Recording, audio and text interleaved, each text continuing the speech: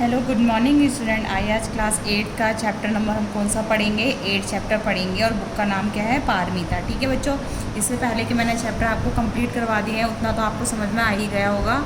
तो आइए देखते हैं हमारा पार्ट नंबर जो 8 है उसका क्या नाम है। ठीक है, पार्ट का नाम है जिसके हम मामा हैं। क्या है बच्चों पार्ट का नाम? जिसके हम मामा हैं। तो बेटा आपने भी देखा होगा ना, आपके भी मामा होते हैं, मम्मी के भाई को क्या बोलते हैं? मामा बोलते हैं। तो इसमें बताया गया है, इसमें दो व्यक्तियों की बात करी गई है, एक आदमी होता है और एक बच्चा होता है। तो आदमी क्या बोलता है? जिसके हम मामा हैं, मतलब बच्चे के लिए बोला गया है। ठीक है, तो मैंने आपको बताया था लास्ट क्लास में कि चैप्टर शुरू होने से पहले हमें शुरुआत में एक येलो या ब्लू कलर की लाइन दी होती है, उसमें क्या दे रखा होता है? समझाने के लिए पर्टिकुलर हमें एक लाइन दे रखी होती है कि इससे हम कहानी का अंदाज़ा लगा सकते हैं। ठीक है, तो मैं आपको कहानी मतलब कि ये जो चैप्टर के स्टार्टिंग में जो लाइन दे रखी है वो मैं आपको पढ़ के बताती हूँ। ठीक है, चुनाव प्रक्रिया के समय सोच समझकर सरकार का चुनाव करना चाहिए। बेटा इस लाइन में क्या बताया गया? आपने देखा ना कि वोट भी डलते हैं, तो वहाँ पे बहुत सारे, जैसे कमल का हो गया, झाड़ू का हो गया, बहुत सारे ऐसे वोट के साइन होते हैं। तो आपके पेरेंट्स भी वहाँ पे वोट डालने जाते हैं। तो आपके जब पेरेंट्स वोट डालने जाते हैं तो वो डिस्कस करते हैं ना, बातचीत करते हैं कि इसको डालना चाहिए, नहीं इसको डालना चाहिए, ये इसके कार्य अच्छे हैं, ये अच्छा काम करते हैं ना। तो इसमें बताया गया है कि कोई भी कार्य करते हैं, या चुनाव हो या कोई और भी कार्य हो, तो हमें वो क्या करना चाहिए? सोच समझ कर वो कार्य करना चाहिए, तभी हमें क्या मिलेगी? सफलता मिलेगी, चाहे वो चुनाव हो या कोई भी कार्य हो। तो आइए आज हम चैप्टर स्टार्ट करते हैं। एक सज्जन वाराणसी पहुँचे, स्टेशन पर उतरे ही थे कि एक लड़का दौड़ते हुए आया। एक सज्जन थे, वो कहाँ पहुँचे?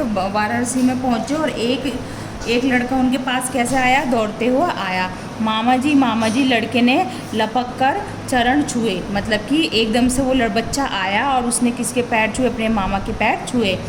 वह पहचाने नहीं, बोले तुम कौन हो? जो उसके मामा थे, लड़का जो था वो अपने मामा के पैर छूता है, तो जो आदमी जो होते हैं, उनके मामा जो होते हैं, वो उसको क्या करते हैं? नहीं पहचान पाते, और वो उसको बोलते हैं कि तुम कौन, मतलब बच्चे को बोलते तुम कौन। ठीक है, मैं मुन्ना, आप पहचाने नहीं मुझे? तो जो बच्चा होता है वो क्या कहता है? मामा मैं मुन्ना, आप लगता है आप मुझे पहचाने नहीं। ठीक है, मुन्ना वह सोचने लगे, हाँ मुन्ना भूल गए आप? मामा जी खैर कोई बात नहीं, इतने साल भी तो हो गए।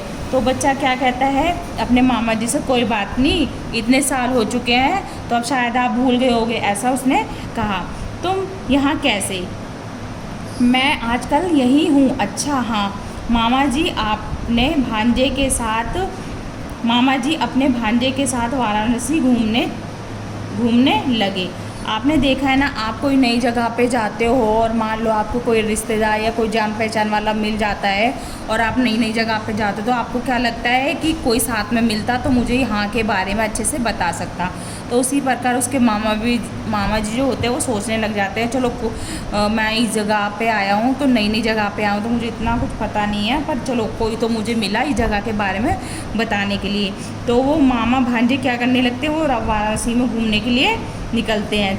ठीक है, तो चलो कोई तो साथ मिला, कभी इस मंदिर कभी उस मंदिर, फिर पहुंच गए गंगा घाट, सोचा नहा ले। तो कभी इस मंदिर जाते मामा भांजे, तो कभी उस मंदिर जाते।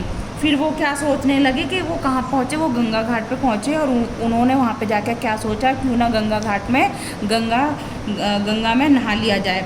तो अपने भांजे से क्या कहते हैं? मुन्ना नहा ले। किससे बोलते हैं? भांजे से बोलते, मुन्ना नहा ले।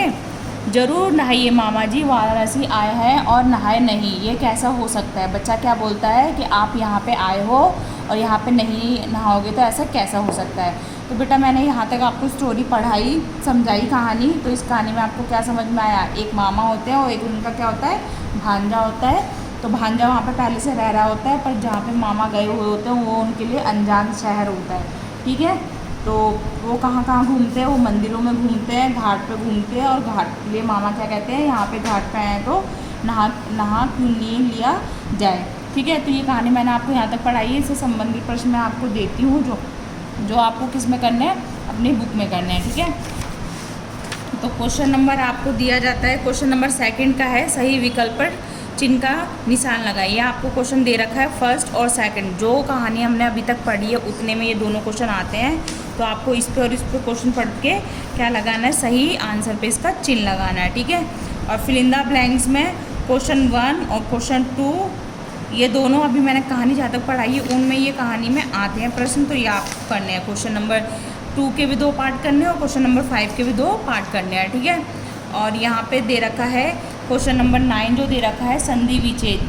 आपको संधि विच्छेद करना सिखाया है ना 7th क्लास में, जो शब्द जो होते हैं उनको कैसे करते हैं, तोड़कर लिखना होता है, तब उसको क्या बोलते हैं, संधि विच्छेद कहते हैं। तो ये क्वेश्चन आपको 9 वाला भी करना है। तो 3 क्वेश्चन दिए, 3 के मैंने 2 और 5 के पार्ट दिए हैं और 9 क्वेश्चन आपको पूरा अपनी कंप्लीट करना है अपनी बुक में, ठीक है बच्चों। तो आज की क्लास यहीं ख़त्म होती है। नेक्स्ट क्लास में हम इसके आगे की कहानी पढ़ेंगे।